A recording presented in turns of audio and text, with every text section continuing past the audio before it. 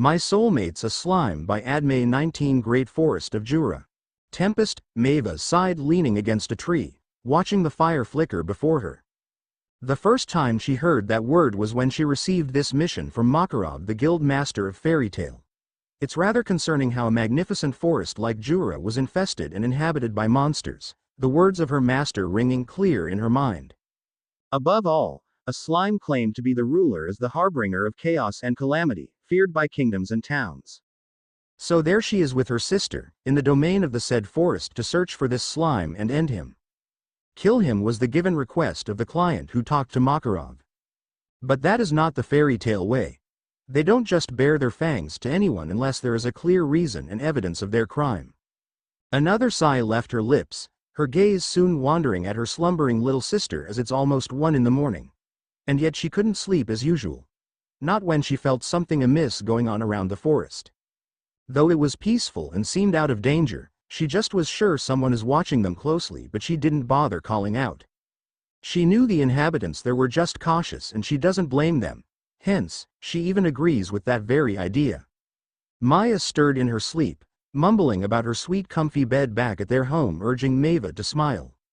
Ah, what a handful. Maya, that is. Any suspicious moves, Sue? Any unexpected move from our guests? Sue, the reliable spy of Tempest, the great nation centered in the heart of Jura, had yet to give his response to his master, who was using thought communication to check on him. Sue? Nothing as of now, Rimuru-sama. One is deeply sleeping while the other is on a lookout. And I don't sense any malicious aura, he answers, his eyes never leaving the girls. Then let them be. Have your body double stay with them while you rest. Understood. Taking one last look at the ladies, he was gone in the shadows while one of his body double took his spot. He was just thankful to get some sleep. A distant howl of a wolf startled the siblings from their deep slumber and was awakened in an instant. Maya, even in her half-sleep state, stood up defensively, barely awake, orbs looking around. What was that? Wolf, Maeva replies, gesturing with her chin the direction of the furry animal. Maya looked ahead to indeed see a magnificent wolf, only they're wolves. Sitting on their back, the lady squinted her eyes, making sure she's not still dreaming as she eyed the riders carefully. Goblins? She muttered, unsure to herself, but her sister heard her. Yup. Seeing some of the goblins eyeing her weapon, she quickly hid them behind her back and grinned big at the group. Ahoy there. Greetings. Maya greets, hoping they'd settle into a peaceful conversation and not have to cross fists. Maeva smiled as well and bowed, feeling no ill intentions from the goblin riders. Only then were the goblins convinced and bounded towards them, the leaves crunching under the wolves' paws. Visitors? One of the goblins asked lightly, not bothering to get down from his wolf. Indeed. My name is Maeva and this is my younger sister Maya. We came from a town called Magnolia. It's very nice to meet you, Maeva introduced warmly, eyes crinkling in delight seeing the goblins grin back. Oh, my name is Gobta and this is my crew. Welcome to Jura Tempest Federation, ruled by none other than our great ruler, Rimuru Tempest-sama, the young goblin exclaimed. Thank you. Let's shake hands and be friends. Maya excitedly held out her hand and Gobta accepted it without hesitation. Jura Tempest Federation. Rimuru Tempest. As expected, he is none other than the slime they were searching for. But seeing no hostility from the goblins, Maeva had a feeling the information given to them were all wrong. The client said, monsters residing in Tempest are nothing but blood and power-hungry animals. Maeva's jaw clenched at that. The goblins seem to be used to having human visitors. They're cautious but not hostile. If she finds out this client is lying, she'd send him to this nation herself and have the residents discipline him. She was pulled off her deep thought upon hearing Gobta's invitation. I am sure you are weary from your travels. Why don't you come with us so you can rest and eat at the city? Maya looks at her sister, who merely nodded at her. The younger then turned back to their new friend and nodded. Sounds lovely. Thanks a lot, Gobta. Oh, no problem. Rimuru-sama wants every guest of Tempest to feel at home in our country, Gobta gladly explained, his respect for his master showing through. I'm sure we'll feel at home here, Maya declares with a grin. Just as Gobta was about to offer his wolf for them to ride, a dark shadow from the ground suddenly caught their attention and another wolf emerged from it. It has a different build from the other wolves. He is more sturdier and packed, his fur, a magnificent combination of light gray and white. Ranga! Gobta exclaimed surprise. Master Rimuru has personally asked me to give a ride to our visitors, the new wolf explained. Oh, I see. The young goblin then turned to them. This is Ranga. He's the alpha of the Tempest wolves and the wolf of our master.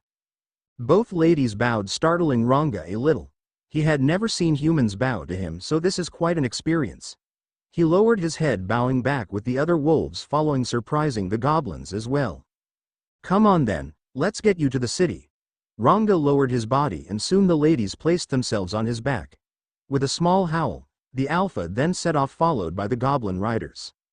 Wow, Maya can't help but exclaim as they were nearing the main city, still on the back of Ranga. The well-paved roads was surely an eye-catcher for anyone visiting the city. They passed by some friendly orcs who were in charge of the road constructions, some female goblins as well who waved at them with big smiles. This reminds me of Magnolia, but here in Tempest, it has different allure. Another group of creatures waved at them, seems to be like securities, but seeing as they're on the back of Ranga, they let them pass without any questions. Entering the city, the sisters couldn't help but marvel. It sure is a nation filled with different kinds of friendly creatures. Human visitors were also present, roaming here and there, some to sightsee, others for trade and business. We are nearing our master's estate, Ranga calls, and soon enough, he stopped by a small mansion, getting low on the ground so they can get down. Thank you, Ranga. Gobta waved Gooby and they bowed to him and his riders as they proceeded to the other side of the city. Mava couldn't help it and was about to question on why this Master Rimuru had to house them personally, according to the wolf's words, only to almost jump hearing a voice of someone. Oh, Ranga, you're back. Lifting their heads, they saw a pale young human with soft golden eyes, sky blue hair braided. Wait a minute, is he a boy? Girl? Why is this so confusing? Both ladies have the same question racking their brain at the moment as they stared at the beauty approaching them with a big smile. Master, Ranga wagged his tail excitedly, his eyes brightening at the sight of his master. Wait, master? This small human? He's Rimuru Tempest, the ruler of Tempest? Maya looked at his sister, her jaw dropping in disbelief, and Mava could only shrug, having the same reaction. They heard Rimuru clear his throat and that brought them back from their daydreaming. Quite embarrassed, they gained back their composure and looked at the young ruler. Welcome to Tempest. I am Rimuru Tempest, the master of this nation.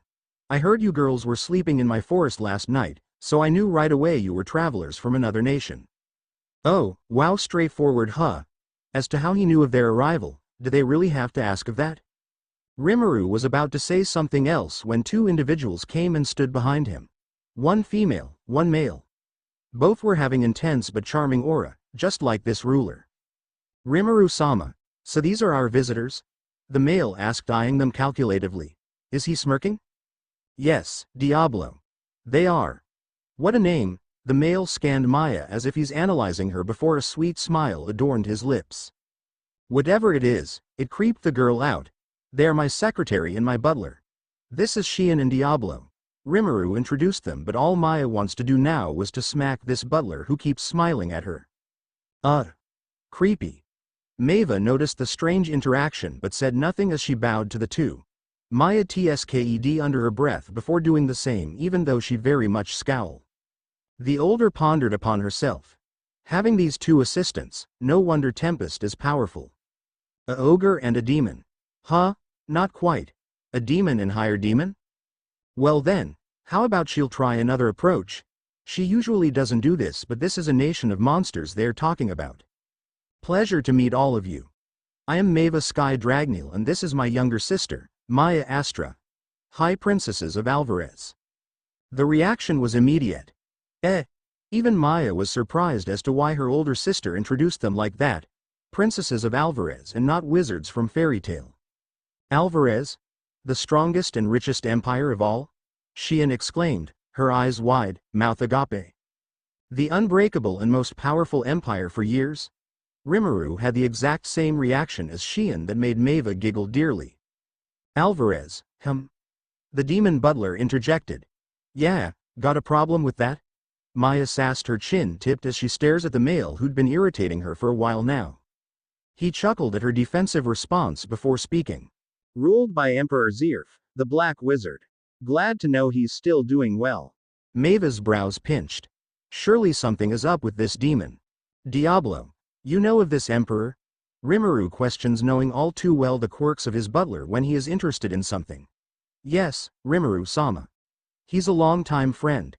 And now, to think that his younger sister is my very own soulmate, he declares. Everyone could only gasp in shock before they see the butler snap his fingers, and a red rose mark appeared on Maya's wrist, causing the girl to freeze. Finally, I found you, soulmate.